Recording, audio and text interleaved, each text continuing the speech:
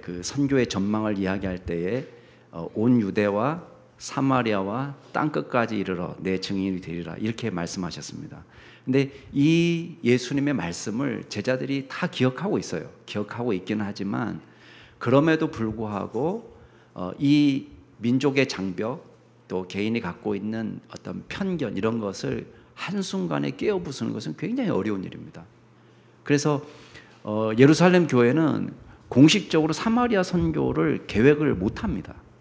근데 우리가 지난주에 말씀에서 보았지만은 이제 드디어 8장에서는 빌립의 사역도 나타나지만 빌립의 사역에서 주목할 만한 점은 사마리아까지 복음이 증거되고 있다는 거예요. 그게 좀 놀라운 점입니다. 그리고 또 한 가지 우리가 기억할 것은 이제 요한계시록에 보면은 그 천상의 예배가 나오잖아요. 천상에서 드려지는 하나님의 보좌 앞에서 드려지는 예배가 나오는데 그 예배 광경을 보면은 각 나라와 족속과 백성과 방언, 쉽게 말하면 온 세계 모든 인류가 하나님의 보좌 앞에서 찬양을 하는데 구원하심이 보좌에 앉으신 우리 하나님과 어린 양에게 있도다. 그 찬양을 드리는 장면이 나옵니다. 그러니까 회복될 하나님께서 우리에게 허락하실 회복될 하나님의 나라는 기본적으로 유다의 한정된 국한된 공동체가 아니라 온 세계 온 인류가 참여하는 공동체다라는 것을 보여주는 것입니다. 그래서 오늘 말씀에 보면 이제 드디어 사마리아 성에 성령이 강림하시는 장면을 보는데 오늘 말씀에서 우리가 세 가지를 특별히 주목해야 되겠습니다. 자, 첫 번째 볼 건 뭐냐면 성령 강림을 통해서 보여지는 교회의 통일성. 그걸 제가 이야기할 거예요. 첫 번째는 교회의 통일성. 이게 성령 강림 사건이 그걸 보여주는 거예요. 자, 두 번째는 선교를 위한 교회의 연합과 협력이에요. 교회가 그냥 이론적으로만 하나입니다 이렇게 말하는 게 아니라 교회는 복음을 위해서 선교를 위해서 진정으로 연대하고 연합하고 협력해야 된다. 그 이야기를 할 겁니다. 그다음 세 번째 중요한 것은 연합과 통일의 전제 조건이에요. 아무나 우리가 하나가 될 수 있느냐? 그건 아니에요. 연합과 협력을 위해서 가장 필요한 건 뭐냐면 신앙의 진정성. 그 이야기를 할 겁니다. 자, 교회의 통일성, 교회의 연합과 협력, 그 다음에 신앙의 진정성. 이걸 얘기할 거예요. 자, 첫 번째 우리가 기억할 것은 사마리아 성도들에게 성령이 임했어요. 자, 이게 뭘 나타내냐면 사마리아 교회도 예루살렘 교회와 똑같이 하나님의 교회라는 것을 보여주는 거예요. 자, 14절 말씀에 보니까 어떤 소문을 들었어요. 같이 한번 읽어볼까요? 14절 시작. 예루살렘에 있는 사도들이 사마리아도 하나님의 말씀을 받았다함을 듣고 베드로와 요한을 보내매. 완전히 빅뉴스예요. 왜 빅뉴스냐? 아니, 사마리아 사람이 하나님의 말씀을 받았다고? 이건 진짜 빅뉴스예요. 왜? 물론 예수님이 온 유대와 사마리아 땅끝까지 이렇게 말씀하셨지만은 그거를 머릿속으로는 이해했지만 실제 이게 이루어질 거라고는 잘 생각을 못했어요. 그래서 예루살렘 교회가 발칵 뒤집힌 거예요. 그래서 고민합니다. 야, 이 사람들이 경건한 사람이었느냐? 아니에요. 우리 지난주에 봤잖아요. 사마리아 성 사람들은 마술사 시몬을 쫓아다닐 정도로 샤머니즘적인 사람이에요. 그러니까 신앙이 엉망진창이에요. 혼합주의. 그런데 이 사람들이 하나님의 말씀을 받았다고? 이거 빅뉴스예요. 그래서 이거를 통해서 자, 이 사람들이 정말 바른 신앙을 가졌을까 확인할 필요가 있었습니다. 그래서 예루살렘 교회는 베드로와 요한을 파송하고 있습니다. 중요한 것은 베드로와 요한을 파송하는 주체가 누구예요? 주체는 예루살렘 교회입니다. 더 정확하게 말하면 아마 사도들의 회의일 거예요. 자, 이게 물론 간접적으로 우리에게 보여주는 것이지만 가톨릭 교회는 오랫동안 초대교회의 교회의 수익권을 누가 가지고 있었느냐? 베드로가 가지고 있었다. 이렇게 주장을 했습니다. 그래서 교황 제도를 뒷받침하는 성경적인 근거를 그걸로 삼고 있는 거예요. 그런데 오늘 말씀에 보면은요, 사도행전 보면은 초대교회 수익권을 베드로가 갖고 있지 않습니다. 베드로는 지금 오히려 어떤 사람이에요? 파송받는 입장이에요. 그러니까 사도회의에서 결정하면은 베드로가 파송되고 요한이 파송되고, 베드로와 요한이 와서 발견한 것은 16절 말씀 우리 한번 보세요. 16절 같이 한번 읽어볼까요? 시작. 이는 아직 한 사람에게도 성령 내리신 일이 없고 오직 주 예수의 이름으로 세례만 받을 뿐이더라. 자, 놀란 사실은 뭐냐면 와서 보니까 가시적으로 성령 강림의 역사를 아직 체험하지 못한 거예요. 그러니까 물론 이따가 얘기하겠지만 이 사람들한테 성령의 역사가 없었느냐? 그건 아니에요. 근데 지금 베드로와 요한이 발견한 것은 오순절 성령 강림과 같은 강력한 성령의 역사가 지금 사마리아 교회 성도들에게 나타나지 않고 있었다는 거예요. 자, 이거는 일반적인 상황은 아닙니다. 왜 그런지 아세요? 베드로가 여기 파송된 이유가 저는 있다고 봅니다. 하나님의 섭리가 있다고 봐요. 왜? 베드로가 오순절 성령 강림에서 뭐라고 설교했어요? 오직 너희가 회개하고 각각 예수 그리스도의 이름으로 세례를 받으면 죄사함을 받으라. 그리하면 성령의 선물을 받으리라 이렇게 했단 말이에요. 그러니까 성령의 선물을 받는다는 전제 조건은 회개하고 예수 그리스도의 이름으로 세례를 받는 거예요. 회개하고 믿고 세례 받으면 성령 받는다 이렇게 얘기했어요. 그 다른 사람도 아니고 지금 베드로가 설교한 거예요. 근데 지금 베드로가 와 보니까 이 사람들 지금 다 세례 받았어요. 주 예수 그리스도의 이름으로 세례를 받고 그냥 세례 받은 것도 아니고 믿고 세례를 받은 거예요. 그러면 당연하게 뒤따라야 될 성령 강림의 역사가 지금 나타나지 않고 있는 거예요. 자, 그럼 우리가 몇 가지 문제 제기를 해볼 수 있어요. 이게 뭐가 잘못된 거냐? 믿음이 잘못됐냐, 이 사람들? 근데 우리가 성경을 잘 보면은 이 사람들의 믿음은 아무 문제가 없다는 걸 알게 돼요. 지난주에 우리가 성경 구절 봤지만 8장 6절에서 뭘 봤습니까? 이 사람들은 빌립의 말씀을 듣고, 자, 빌립이 전해주는 복음을 듣고 그 믿음을 가진 것입니다. 빌립을 통해서 나타나는 표적과 기사를 목격을 했습니다. 그리고 8절에 보면 그 사마리아 성에 큰 기쁨이 있었다고 그럽니다. 그 기쁨은 그냥 인간적인 기쁨이 아니에요. 죄사함을 받은 성도의 기쁨, 예수님께서 우리에게 주시는 평강, 그 기쁨을 누리고 있는 것입니다. 12절 말씀에 보니까 남녀 모두 예수를 믿고 빌립의 전도를 받고 세례를 받고 있습니다. 그러니까 빌립이 전한 메시지도 참된 메시지였고 빌립을 통해서 표적과 기사도 나타났고 이 사람들도 지금 믿었고 세례를 받았습니다. 뭐가 잘못이냐? 신앙에는 문제가 없어요. 그럼 우리가 두 번째 문제 제기를 할 수 있습니다. 성령의 은사는 어떤 사람들이 주장하는 거예요.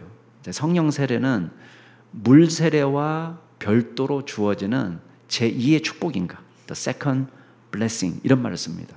그러니까 믿고 세례를 받는 것만으로 안 되고 성령을 받아서 방언을 받고 뭐 기적을 행하고 표적을 행하고 이렇게 해야지 구원받는다. 그래서 이게 믿음과 성령 세례를 구분하는 해석입니다.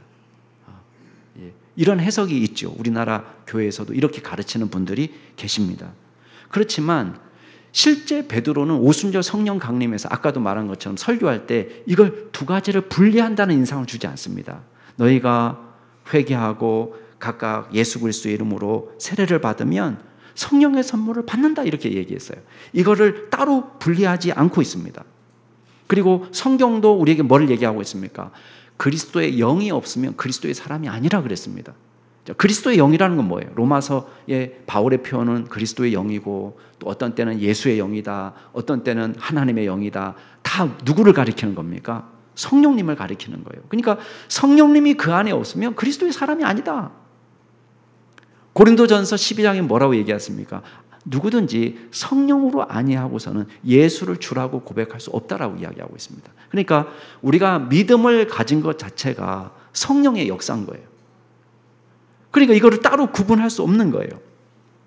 그래서 베드로가 확신합니다. 아, 이거는 하나님의 특별한 섭리라고 보고, 성령의 오순절 성령 강림의 사건이 지연된, 가시적으로 임하지 않고 지연된 이유는 그거예요. 그 뭐냐면 베드로와 요한이 와서 이 사람들이 성령의 사람이라는 것을 공인할 수 필요가 있는 거예요. 만약에 빌립이 와서 이 사람들 다 성령 받았습니다, 이렇게 말한다면 예루살렘 교회가 믿지 않을 거예요. 근데 예루살렘 교회가 믿으려면 누가 확인해 줘야 되느냐? 예루살렘 교회가 파송한 사도들이 확인해 줘야 되는 거예요. 그래서 오자마자 한 일이 있습니다. 15절 말씀에 보면은, 자, 15절 같이 한번 읽어볼까요? 시작. 그들이 내려가서 그들을 위하여 성령 받기를 기도하니, 다른 거 안 했어요. 믿음이 잘못됐다, 복음을 다시 전하고 그런 거 필요 없어요. 그냥 기도해 줬어요. 안수하고 기도해 줬어요. 그랬더니, 자, 17절 어떤 일이 벌어졌습니까? 같이 읽어볼까요? 시작. 이에 두 사도가 그들에게 안수함에 성령을 받는지라. 자, 아무것도 안 했어요. 베드로와 요한은 그냥 기도해 줬을 뿐인데, 그때 성령께서 강력하게 역사하는 것을 보게 된 것입니다. 자, 이걸 통해서, 이게 굉장히 역사적으로 중요한 사건입니다. 왜 중요한 사건이냐? 사마리아 교회가 이제 드디어 누가 봐도 인정할 수밖에 없는 하나님의 교회라, 이 사람들은 하나님의 백성이라 라는 것이 공인되는 순간인 것입니다. 역사적인 사건이에요. 이제는 아무도 부인할 수 없어요. 베드로와 요한이 가서 보고할 거예요. 아, 우리가 갔더니 성령께서 이 사람들에게 임했습니다. 자, 이게 왜 중요해요? 여러분 잘 생각해 보세요. 이게 왜 중요할까요? 왜 중요하냐면 성령 강림은 100% 하나님의 역사이기 때문에 그래요. 여러분, 인간이 임의로 성령을 받게 할 수 있습니까? 어떻게 생각하세요? 이거는 100% 하나님의 사건이에요. 그러니까 100% 영적인 사건이고 100% 하나님의 사건이고, 이 말은 사마리아 교회 성도들이 성령 받았다는 것은 하나님께서도 이 사마리아 교회를 100% 당신의 자녀로 인정하신다는 사건이에요. 그러니까 아무도 부인할 수 없는 거예요. 이 과정이 번거롭지만 꼭 필요합니다. 왜냐하면 앞으로도 나오겠지만 이 비슷한 일이 또 일어났어요. 언제냐? 고넬료 집안에 베드로가 가서 말씀을 전할 때. 그러니까 고넬료는 이방인 백부장이잖아요. 가서 베드로가 직접 집회했어요. 베드로 아무것도 안 했어요. 그냥 말씀을 전하는 중에 성령께서 임했습니다. 근데요, 예루살렘에 왔더니 베드로를 공격하는 사람이 있는 거예요. 그 대사도, 예수님의 대사도를 일부 사람들이 막 공격하는 거예요. 뭐라고 공격하는지 아세요? 당신이 할례자의 집에 가서 먹었다는 거예요. 그 사람들이 무할례자의, 죄송합니다. 아침이니까 막 말이 헛나오는 거예요, 지금. 무할례자의 집에 들어가서 함께 먹었다는 거예요. 밥같이 먹었다는 것 갖고 지금 문제 제기하는 거예요. 그랬더니 그때 베드로가 어떻게 말하냐? 야, 우리가 말씀을 전하기 시작할 때에 성령이 그들 가운데서 임했다. 무엇처럼? 우리가 처음 성령 받을 때처럼, 오순절 성령 강림날 성령 받을 때처럼 그 사람들에게 성령이 임했다. 이 이야기를 하는 거예요. 그러면서 베드로가 한마디 덧붙입니다. 내가 누구이기에 하나님을 능히 막겠느냐? 맞죠? 아니, 성령 받게 하는 건 내 사역이 아니에요. 하나님의 사역인데 내가 어떻게 그걸 막을 수 있냐? 그러니까요, 다 입 다물었어요. 아, 이방인도 하나님이 구원하시는구나. 그러니까 오늘 이 사건도 마찬가지입니다. 자, 이 사건을 통해서 우리에게 보여주는 건 뭐냐면 교회의 통일성이에요. 교회의 통일성. 교회는요, 예수 그리스도를 머리로 우리를 하나로 부르신 공동체예요. 저와 여러분은 예수 그리스도 안에서 하나 되도록 부름받은 공동체입니다. 그래서 에베소서에 보면 뭐라고 되어 있습니까? 성령이 하나 되게 하신 것을 힘써 지키라, 이렇게 얘기했습니다. 교회의 통일성은 굉장히 중요한, 교회의 통일성 굉장히 중요한 교회의 표지가 됩니다. 여러분, 굉장히 중요한 게 뭐냐면 우리는 인종이나 언어나 문화나 또 배경이나 어떤 것 때문에도 나뉠 수 없다는 거예요. 예수 안에서 우리는 한 지체로, 한 공동체로 부름을 받았다는 것입니다.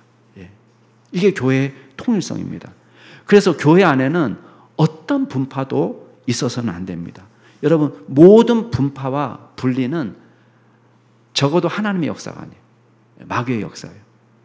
우리가 하나됨을 힘써 지켜야 되는 것입니다. 성령 안에서. 자, 두 번째 우리가 기억할 게 있습니다. 그건 뭐냐면 교회는 선교를 위해서 연대하고 협력해야 된다는 것입니다. 자, 아까 예루살렘 교회가 한 일이 뭡니까? 선교지로 가장 믿을 만한 사람을 파송하고 있습니다. 베드로와 요한. 그러니까 최고를 보내는 거예요. 최고를. 그러니까 적응하지 못하고 사역을 잘 못하는 사람이 선교사로 나가는 게 아닙니다. 사실 선교사로 나가는 사람은 어떤 사람이 나가야 되느냐? 베스트 중에 베스트가 나가야 되는 거예요. 예. 우리나라에 온 선교사, 초기 선교사들도 다 그랬습니다. 미국에서 정말 사역을 잘 못해가지고 오갈 데 없는 사람이 선교사로 나간 게 아닙니다. 정말 베스트, 그 나라에 남아줬으면 하는 인재들이 이 나라로 온 것입니다. 그런 사람들이 와서 사역을 하는 거예요. 초대교회도 마찬가지예요. 그래서 누구를 보내느냐? 베드로와 요한을 보냅니다. 안디옥 교회는 나중에 누구를 보내요? 예, 바울과 바나바를 보내요. 바울과 바나바가 안디옥에서 잘 사역하고 있을 때 하나님께서 바울과 바나바를 보냅니다. 사역을 잘할 수 있는. 가만히 있을 수가 없었습니다. 사마리아 교회도 하나님의 말씀을 받았다? 야, 가서 복음의 진정성을 확인할 필요가 있겠다. 그 사명을 띠고 베드로와 요한이 갑니다. 이걸 확인했잖아요. 그 다음에 어떤 일이 벌어져요? 여러분 25절 말씀 한번 읽어보겠습니다. 25절 같이 한번 읽어볼까요? 시작. 두 사도가 주의 말씀을 증언하여 말한 후 예루살렘으로 돌아갈새 사마리아인의 여러 마을에서 복음을 전하니라. 자, 두 가지 일이 벌어집니다. 첫 번째는 뭐냐면 그곳에 일정 기간 체류하면서 양육하고 있습니다. 굉장히 중요한 일입니다. 여러분, 사마리아에 며칠 있었느냐? 그건 성경에 나와 있지 않아요. 그렇지만 이 사람들이 그곳에서 25절에 보면 두 사도 베드로와 요한이 사마리아에 체류하면서 주의 말씀을 증언하고 있습니다. 일정 기간 남아서 말씀을 가르치면서 새로운 회심자를 양육하는 시간을 갖는 거예요. 교회에서 회심도 중요하지만 양육도 중요하죠. 그 사역을 지금 베드로와 요한이 감당하는 것입니다. 그 다음에 또 한 가지는 뭐냐면 예루살렘으로 다시 돌아오는 기간에 사마리아 여러 마을로 들어가 가지고 복음을 전하고 있습니다. 다시 말하면 적극적으로 사마리아 선교를 진행하고 있는 것입니다. 돌아오는 길에 여러 마을에 들어가 가지고 여기 어떤 차별도 베드로에게는 느껴지지 않고 요한에게도 느껴지지 않습니다. 옛날 요한이 어떤 사람이었어요? 예, 이쪽에 예루살렘으로 내려가는 길에 예수님과 제자들이 그 길을 내려갈 수 있도록 허락해달라고 사마리아 성에 들어갔더니 허락을 안 해줬어요. 그랬더니 요한이 그냥 확 하늘에서 불이 떨어져가지고 저 성을 사르도록 제가 기도하겠습니다. 허락해 주십시오. 이렇게 말했던 사람이에요. 그 요한이에요. 근데 지금 요한이 어떻게 변했습니까? 모든 민족적 편견, 문화적 차이 다 잠재하고 적극적으로 선교하는 사람이 된 것입니다. 그래서 적극적인 연대와 협력이 일어나고 있는 것입니다. 오늘날 우리가 여기 베드로와 요한을 통해서 배워야 됩니다. 여러분, 우리는 알게 모르게 서로를 깎아내리기에 급급한 사람들을 만나게 됩니다. 여러분, 하나님의 일을 잘 하고 있어요. 이 사람 너무 잘하고 있어요. 이 사람을 통해서 성령의 역사가 나타나고 있고 이 사람을 통해서 복음의 역사가 나타나고 있으면 격려하고 협력하고 기도해주고 이렇게 해야 됩니다. 근데 실제로는 시기하고 질투하면서 깎아내리기에 급급하는 거예요. 진정한 연합이 되지 않고 개교회 중심으로 갈 때가 많습니다. 하나님의 사역을 오히려 방해합니다. 이 사람을 안 좋은 소문을 퍼뜨려가지고 근거가 없이 안 좋은 소문을 퍼뜨려서 이 사람이 사역하지 못하도록 막는 일도 벌어집니다. 여러분, 마귀의 나라도요, 악을 위해서는 일치단결합니다. 마귀도. 예수님을 십자가에 처형할 때 누구하고 손잡습니까? 그렇게 서로 철천지 원수처럼 싸우던 헤롯과 빌라도가 손을 잡습니다. 맨날 싸우던 바리새파와 사두개파가 손을 잡습니다. 여러분, 바리새파하고 헤롯 당은요 완전히 다른 파예요. 다른 파. 서로는 원수예요. 근데 예수님을 잡아 죽이는 데는 하나가 되는 거예요. 여러분, 마귀도 악을 위해서는 일치단결하는 거예요. 근데 우리는 복음을 위해서 일치단결하지 못할 때가 많습니다. 물론 이단은 분별해야 됩니다. 저와 여러분에게 분별이 책임이 있습니다. 그런데 이단이 아닌데도 죽일 듯이 달려드는 것은 그건 죄예요. 예수님도요, 이런 일이 있었습니다. 요한이 와서 보고합니다. 선생님, 어떤 사람이 주의 이름으로 귀신을 쫓고 있습니다. 근데 우리와 함께 따르지 아니하기 때문에 제가 하지 말라고 금했습니다. 칭찬받을 줄 알았어요. 그때 예수님이 뭐라고 얘기하셨어요? 야, 금하지 마라. 너희를 반대하지 아니하는 사람은 너희를 위하는 자다. 너희를 반대하지 않으면 너희 편이야. 그 사람 금하지 마라. 우리 12명 안에 들어오지 않아도 얼마든지 예수 그리스도의 이름으로 귀신을 쫓는다면 그 우리 편이다. 여러분, 예수님이 진짜 이 얘기 하셨을까? 성경에 나와 있는 말이에요. 제가 지어낸 말이 아니에요. 여러분, 우리는 교파마다 조금씩 차이가 있습니다. 장로교가 다르고 감리교가 다르고 침례교가 다릅니다. 그러나 우리가 서로 원수 대하듯 하지 않는 이유가 무엇입니까? 조금씩 우리는 성경의 주변 진리에 있어서는 성경 해석에 조금씩 차이가 있을 수 있습니다. 그러나 적어도 예수 그리스도 복음에 있어서는 일치한다고 믿기 때문에 연합하는 거예요. 중심 진리에 있어서 다르지 않다고 보기 때문에 연합하는 것입니다. 교파가 다르지만. 어떻게 생각하세요? 여러분, 우리가 100% 성경을 완벽하게 해석할 수 있습니까? 예, 불가능합니다. 이 세상에 100% 성경을 완벽하게 해석했던 성경 해석자는 없습니다. 비교적 건전하다고 우리가 알고 있기 때문에 건전하다, 이분 정도는 괜찮다, 건전하다 하는 것이지 단 한 구절도 성경 해석에 있어서 오류가 없다라고 생각하는 사람은 없습니다. 지상이 없습니다. 2000년 기독교 역사 속에서 100% 완벽한 성경 해석가는 없습니다. 우리가 서로 다 주변 진리에서 조금씩 다를 수 있습니다. 그렇지만 우리가 협력하는 이유가 무엇입니까? 적어도 중심 진리에 있어서는 하나라고 생각하기 때문에 협력하는 거예요. 그래서 우리는 연대와 협력에 있어서 보다 더 적극적으로 임해야 됩니다. 작은 교회도요, 협력하면 얼마든지 큰일 할 수 있습니다. 여러분, 대형 교회만이 어마어마한 프로젝트를 진행하는 게 아닙니다. 저는 주변에 좋은 목사님들을 우리가 사귀고 그 목사님들과 연대하기 위해서 제가 힘을 많이 기울입니다. 그래서 제가 우리 부흥회 같이 합시다 그러면은 이렇게 우리 교회가 열심히 합시다 이렇게 하는 이유도 그래요. 왜냐하면 여러분, 좋은 강사님 모시려면요, 이게 돈이 한두 푼 들어가는 게 아니에요. 근데 딱 연합해서 하면요, 교회가 힘을 합치면은 얼마든지 좋은 분도 모실 수 있어요. 선교사 한 명 보내는데 돈이 많이 들어갑니다. 한 교회가 보내려면 돈이 많이 들어가요. 그렇지만 뜻이 맞는 교회가 연합하면요, 대형 교회가 파송하듯이 좋은 선교사님 파송할 수 있습니다. 넉넉하게 후원할 수 있습니다. 하나님 일도 마찬가지입니다. 지역사회를 돕는 일도 마찬가지입니다. 한 교회가 하면은 힘이 없습니다. 그러나 여러 교회가 힘을 합치면 얼마든지 큰 일을 할 수가 있습니다.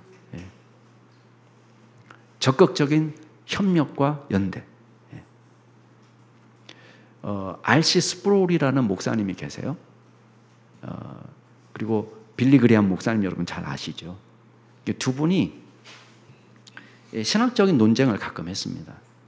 R.C. 스프롤 목사님은 역시 이제 장로교 목사니까 하나님의 주권 이런 걸 강조하고 선택과 예정 이거를 많이 강조했습니다. 근데 빌리 그레이엄 목사님 역시 침례교 목사님이니까 인간의 자유의지, 믿음에 있어서 인간의 결단 이걸 굉장히 강조를 많이 했어요. 그러니까 이것 때문에 두 분이서 신학적인 논쟁을 벌일 때가 많았습니다. 근데 R.C. 스프롤 목사님이 내시빌에 있는 어떤 장로교에 가서 집회를 하는데 집회가 끝나고 어떤 사람이 질문을 했어요. 목사님 혹시 천국에 가면 빌리 그레이엄 만날 수 있겠습니까? 이게 질문하는 거 굉장히 노골적인 질문이죠.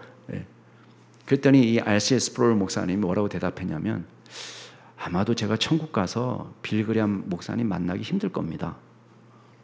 이러니까요. 장례가 막 쥐 죽은 듯이 조용해진 거예요. 굉장히 충격적인 발언 아니에요? 저는 빌리 그레이엄 목사님 천국 가서 만나기 어려울 겁니다. 그러니까 사람들이 막 말은 못하고 조용히 있는 거예요. 그랬더니 한마디 더 붙였어요. 뭐라고 얘기했냐면 아마도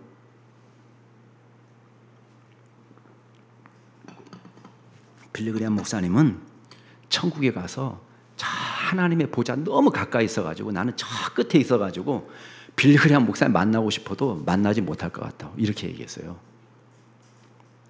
사람들은 깎아내리고 그 사람 천국 못 간다 막 이렇게 얘기할 줄 알았어요.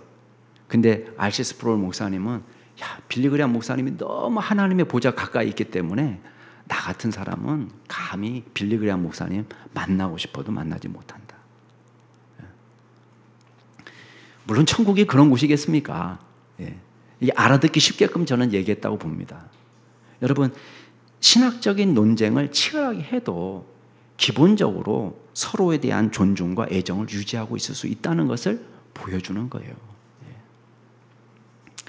자, 마지막으로 우리가 진정한 연대와 협력을 위해서 꼭 필요한 요소가 있습니다. 그게 뭐냐면 신앙의 진정성이에요. 신앙의 진정성. 그러니까 쉽게 말하면 이거예요. 우리가 개나 소나 다 하나가 될 수 있느냐? 그게 아니에요. 하나가 되려면 적어도 뭐가 있어야 되느냐? 믿음이 반듯해야 돼요. 성경의 중심 진리, 예수 그리스도 복음에 있어서 일치해야 돼요. 이게 중요합니다. 여러분 오늘 말씀에 보면은 마술사 시몬이 나옵니다. 이 사람은요 세례까지 받은 인물이에요. 근데 말씀을 보면 이 사람 진짜 믿음이 없는 사람이에요. 18절 와서 18절 19절 같이 한번 읽어볼까요? 18절 19절 같이 읽겠습니다. 시작. 시몬이 사도들의 안수로 성령 받는 것을 보고 돈을 들여 이르되 이 권능을 내게도 주어 누구든지 내가 안수하는 사람은 성령을 받게 하여 주소서. 겉으로 보면 되게 신령해 보이잖아요. 저에게 제가 기도하는 사람마다 성령 받는 역사가 있게 하옵소서. 되게 거룩한 기도 같지 않습니까? 우리가 그런 기도 할 수 있잖아요. 근데 문제가 있어요. 베드로는 이 말을 듣고요 극노합니다. 극노해요. 왜 극노했느냐? 시몬의 죄는 크게 두 가지로 생각할 수 있습니다. 첫 번째 죄는 성령의 권능을 인간의 마술 정도로 생각한 거예요. 두 번째 죄는 성령의 권능을 개인의 이익을 위해서 사용하려고 했습니다. 두 가지 죄예요. 자, 첫 번째 죄는 성령의 역사를 인간의 마술 정도로 이해했단 말이에요. 그래서 20절 말씀에 보면 자, 20절 같이 한번 읽어볼까요? 시작. 베드로가 이르되 내가 하나님의 선물을 돈 주고 살 줄로 생각하였으니 내 은과 함께 내가 망할지어다. 내 은과 내가 함께 망할지어다. 여러분 뭡니까? 베드로는 성령의 역사를 하나님의 선물, 성령의 선물이라고 이야기하고 있습니다. 근데 시몬은 이걸 돈 주고 살려고 했어요. 성령님의 선물이라는 것은 무엇을 뜻합니까? 하나님의 주권적 사역이라는 걸. 고린도전서 12장에 보면 뭐라고 되어 있습니까? 성령의 은사를 이야기할 때 이 모든 일을 한 성령이 행하셔서 그의 뜻대로, 하나님의 뜻대로, 하나님의 임의로, 하나님의 주권에 따라서 나눠주시는 거예요. 은사는 내가 그 은사를 핀셋으로 찝어내는 게 아닙니다. 하나님께서 그 은사를, 필요한 은사를 우리에게 주시는 거예요. 그러니까 특정 은사가 없다는 것은 죄가 아니에요. 우리가 방언받기를 소원하고 예언할 수 있기를 소원하고 우리 가운데 병치유의 은사가 있기를 소원하고 기도하는 거 나쁜 건 아닙니다. 그러나 결국 주시는 분은 성령님이 주시는 겁니다. 성령님이 우리에게 임의로 당신에게, 당신의 주권에 따라서 우리에게 필요한 은사를 주시는 것입니다. 그래서 특정 은사가 없다는 것이 죄가 아닌 거예요. 제가 목사님, 제가 병 고치는 은사가 없습니다. 어떻게 하면 좋을까요? 그건 죄가 아니에요. 목사님, 저는 방언을 못합니다. 방언을 못하는 것도 죄는 아니에요. 왜냐하면 각 사람에게, 우리가 믿고 세례를 받고 성령으로 세례를 받은 사람은 누구든지 각 사람에게 필요한 은사가 있어요. 물론 고린도전서에 9가지 은사가 나옵니다. 9가지 은사. 어떤 게 나오죠? 지식의 말씀의 은사, 지혜의 말씀의 은사, 또 뭐 믿음의 은사, 영분별의 은사, 막 순서가 엉망진창인데 치유, 또 방언, 통변, 능력 행함, 또 하나 뭐죠? 예언. 9가지 말했죠. 막 뒤죽박죽이지만 제가 9가지 얘기했어요. 여러분, 이게 9가지만 있느냐? 그렇지 않아요. 은사 목록이 로마서 12장에 가면 또 나옵니다. 에베소서 4장에 또 나옵니다. 근데요, 어떤 건 겹쳐지고 어떤 건 새로 나오는 게 많아요. 다 합쳐봐야 중첩되는 거 빼버리면 20가지 좀 넘습니다. 그럼 성령의 은사는 20가지만 있느냐? 그렇지 않습니다. 성령의 은사는 하나님께서 임의로 우리에게 꼭 필요하다고 생각될 때에 주시는 거예요. 그렇기 때문에 돈 주고 살 수 없는 것입니다. 비법을 전수해 주겠다? 사기입니다. 어떤 경우는 그런 거 있습니다. 회비 받아서 세미나 열기도 합니다. 특정한 성령의 은사를 받게 하겠다고 돈 받고 세미나를 엽니다. 여러분, 신성모독입니다. 하나님, 성령의 역사를 인간이 매니플레이션 하려는, 인간이 조정하려는 죄입니다. 이게 신성모독죄입니다. 지금 시몬의 죄가 그겁니다. 돈 주고 비법을 전수할 수 있는 걸로 생각하는 거예요. 자, 시몬의 두 번째 죄는 뭐냐면 왜 그 은사가 필요하냐 말이에요. 사적 이익의 수단으로 사용하려는 거예요. 동기가 불순해요. 19절에 보면 누구든지 내가 안수하는 사람은 성령을 받게 하여 주십시오. 하나님의 나라를 위해서 이렇게 일하는 것 같죠? 아니에요. 이 사람은 원래 마술을 통해서 사람들을 미혹하던 사람이에요. 스스로 자칭 큰 자라고 이야기했어요. 자기 마술을 이용해서 사람들을 끌어모았어요. 왜? 사람들이 모인다는 것은 돈으로 생각한 거예요. 빌립의 전도를 받고 세례를 받았지만 진짜 회심이 아니었어요. 빌립을 따라다니면서도 뭐에 집중하느냐? 13절에 보면 빌립을 통해서 나타나는 표적과 큰 능력에 집중하고 있습니다. 빌립을 따라다니는 사람들이 많구나. 나도 빌립처럼 저런 능력이 있었으면 좋겠다. 왜? 사람들이 나를 따라다니도록. 돈으로 생각하는 거예요. 이 사람들의 머릿수를. 시몬이 생각한 것은 개인의 영광이지 하나님 나라 운동이 아닙니다. 여러분, 베드로가 꾸중합니다. 21절 말씀 같이 한번 읽어보겠습니다. 시작. 하나님 앞에서 내 마음이 바르지 못하니 이 도에는 내가 관계도 없고 분깃될 것도 없느니라. 이 도에 대해서는, 예수 그리스도의 복음에 대해서는 네 몫이 없다. 천국 복음에 대해서는 네 몫이 없다, 그 말이에요. 쉽게 말하면 너 구원받지 못했구나, 그 말이에요. 얼마나 무시무시한 말입니까? 여러분, 451년 칼케돈 공유회에서 시몬이라는 말이 나왔습니다. 시몬이가 뭐냐? 이 마술사 시몬 이름을 따가지고 붙인 이름이에요. 시몬이. 성직 매매를 일컫는 단어가 되었습니다. 돈 주고 직분 사고 돈 주고 교회의 어떤 중요한 이권을 살려는 거, 이거를 시몬이라고 붙였습니다. 시몬이. 평생 이 시몬이가 따라다니는 거예요. 예. 여러분 한번 사전 찾아보세요. 영어 단어에도 시몬이가 있어요. 시몬이가 뭐냐? 이 시몬처럼 돈 주고 직분 살려고 하는 거. 돈 주고 하나님의 은사를 살려고 하는 거. 수도원에 들어간 다 돈 주고 이걸 하려는 거예요. 수도원 원장. 뭐 선거하면 다 돈 주고. 여러분 11세기에 아직 종교개혁 시대 이전에도 교회 개혁가들에게 이 시몬이는 3대 악덕 중에 하나로 평가했습니다. 종교개혁자들이 시몬이를 아주 큰 죄로 이야기한 것은 말할 나위도 없습니다. 여러분 20절에 베드로가 뭐라고 비난합니까? 야, 내 은과 너희가 함께 망할 거다. 너 돈 주고 그걸 살려고 너 돈과 함께 망해. 그 말이에요. 여러분 권능이라는 것은 자랑을 위한 것도 아니고요. 내 사적 이익을 위한 것도 아닙니다. 여러분 권능은 순종하는 사람에게 주어지는 것입니다. 여러분 마가복음 16장에 뭐라고 얘기합니까? 제자들이 나가서 두루 복음을 전파할 때 주께서 함께 역사하셔서 그 따르는 표적으로 말씀을 확실히 증언하셨다라고 되어 있습니다. 무슨 말이에요? 성령의 역사는요, 순종하는 자에게 자연스럽게 나타나는 거예요. 성령의 은사가 있어서 일하는 것이 아니라 내가 주의 말씀에 순종하려고 작정하고 일을 하기 시작하면요, 하나님은 자연히 권능을 주시는 거예요. 그러니까 성령의 권능이 여러분의 기도 제목이 될 필요가 없어요.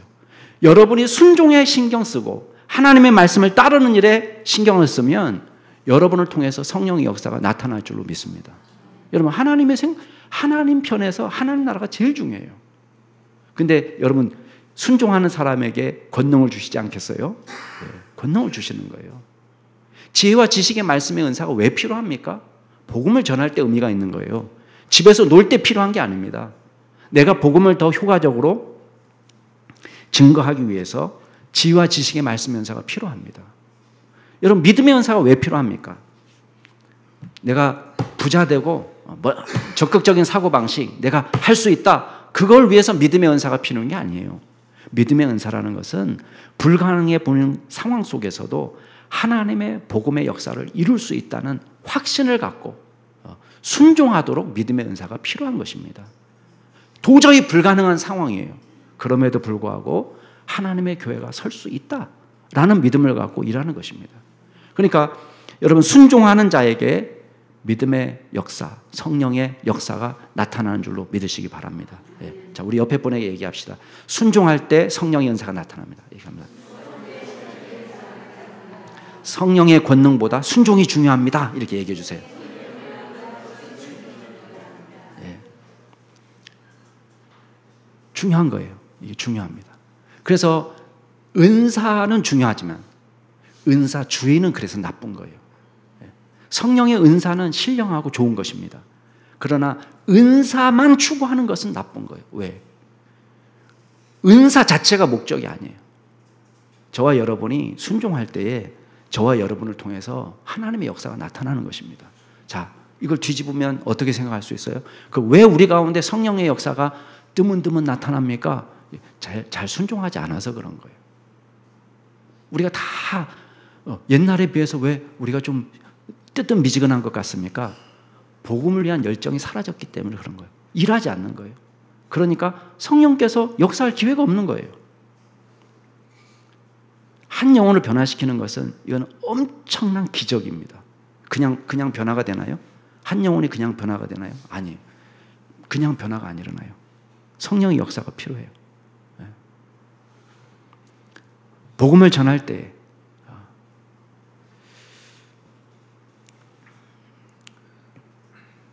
자, 또 한 가지 중요한 게 있습니다. 그러면 신앙의 진정성이 중요하다고 얘기했는데 결국 교회를 하나 되게 하는 것은 참된 신앙입니다. 그래서 우리가 기구나 조직의 통일보다도 더 중요한 것은 믿음의 통일이 중요한 거예요.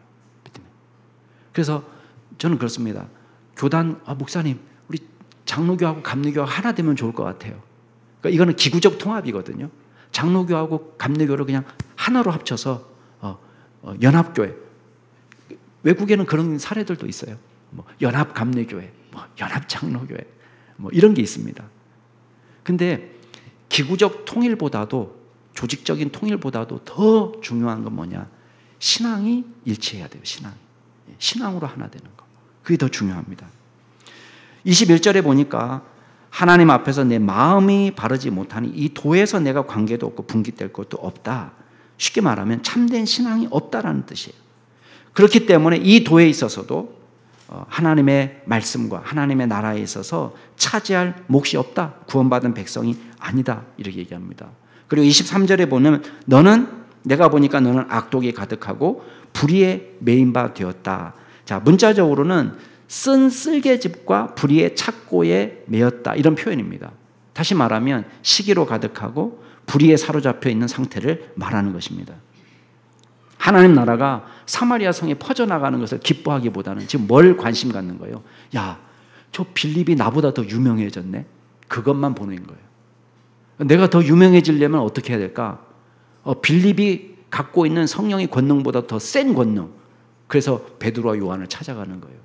나한테도 기도하는 사람마다 성령 받는 역사가 나타나게 해달라. 여러분, 이 사람이 참된 신앙을 회복할 수 있는 길은 뭐예요? 회개예요. 자, 22절 같이 한번 읽어볼게요. 22절 시작. 그러므로 너희 이 약함을 회개하고 주께 기도하라. 혹 마음에 품은 것을 사하여 주시리라. 회개하고 돌이켜서 주님께 돌아와서 참된 신앙을 가지라는 거예요. 근데요, 시몬이 회개하지 못합니다. 24절 같이 한번 읽어볼까요? 같이 읽겠습니다. 시작. 시몬이 대답하여 이르되 나를 위하여 주께 기도하여 말한 것이 하나도 내게 임하지 않게 하소서 하니라. 자, 시몬의 기도가 뭡니까? 회개 기도가 아니라 지금 앞에 베드로가 말했던 내 은과 내가 함께 망할지어다. 그 말이 내게 이루어지지 않게 해달라. 이렇게 얘기합니다. 그거를 또 하나의 주문으로 생각하는 거예요. 또 하나의 마술로 생각하는 거예요. 또 하나의 저주로. 그러니까 그것이 내게 이루어지지 않는 것이 중요하지 내가 변화되는 건 중요하지 않는 거예요. 완전히 헛다리 짚고 있는 것입니다. 재앙을 두려워하는 것은 진짜 회개가 아닙니다. 회개하면 재앙은 자연히 임하지 않는 것입니다. 그런데도 회개 대신 뭐에 주목하느냐? 재앙에만 주는 재앙. 입으로 뱉은 그 저주가 내게 임할까 봐 또 하나의 마술로 생각하는 거예요. 이 시몬에 대한 전설이 있습니다. 물론 100% 이걸 믿을 수 있을지 없을지 우리가 모르지만 고대 교회는 이 시몬에 대해서 굉장히 부정적인 진술을 하고 있습니다. 그래서 초대 교부들 가운데 그 유스티누스라는 순교자가 있는데 이 사람을 배도자라고 기록하고 있습니다. 이레니우스도 마찬가지입니다. 이 사람을 배도자다. 또 3세기 전승에 따르면 이 사람이 나중에 영지주의 그 교단의 우두머리가 돼. 이단의 우두머리. 교주가 되는 거죠. 자, 사랑하는 우리 남양주 충신교회 성도 여러분, 자, 우리는 복음 안에서 하나의 공동체로 부름을 받았습니다. 우리 안에 어떤 분열과 나눔도 우리가 지향하고 온전히 협력하고 사랑하고 하나됨을 힘쓰는 믿음의 종들이 되기를 바랍니다. 성령께서 하나 되게 하신 것을 힘써 지키는 믿음의 종이 될 수 있기를 바랍니다. 하나님은 지역과 문화와 편견을 초월하여 역사하시는 분입니다. 그렇다면 우리가 나눌 이유가 어디가 있겠습니까? 하나님께서 성령으로 역사하시는 사람을 우리가 무엇이라고 함부로 비난하고 평가할 수 있겠습니까? 저와 여러분이 복음을 위해서 진짜 하나 되고 연대하고 협력할 수 있는 믿음의 종으로 살 수 있기를 바랍니다. 자, 여기서 중요한 게 뭡니까? 진정한 말씀이 선포되고 올바른 성례가 집행돼야 돼요. 믿음의 진정성이 확보돼야 되는 것입니다. 그럴 때에 저와 여러분을 통해서 성령께서 온전히 하나 되게 하실 줄로 믿습니다. 또 한 가지 중요한 것은 우리가 성령의 권능을 사모하고 추구합니다. 그러나 권능 자체가 중요한 것보다는 저와 여러분이 하나님만 바라보고 주님께서 우리에게 맡겨주신 사명에 온전히 순종함으로 나아갈 수 있기를 바랍니다. 열심히 순종하는 자, 복음을 위해서 헌신하는 자에게 성령께서 권능을 부어주실 줄로 믿습니다. 오늘날 한국교회의 문제는 권능이 없기 때문에 문제가 아니라 순종이 모자라기 때문에 문제예요. 온전한 헌신과 순종이 나타날 때 저와 여러분을 통해서 이 남양주 교회 충신교회를 통해서 하나님의 놀라운 기적의 역사를 써내려가게 하실 줄로 믿습니다.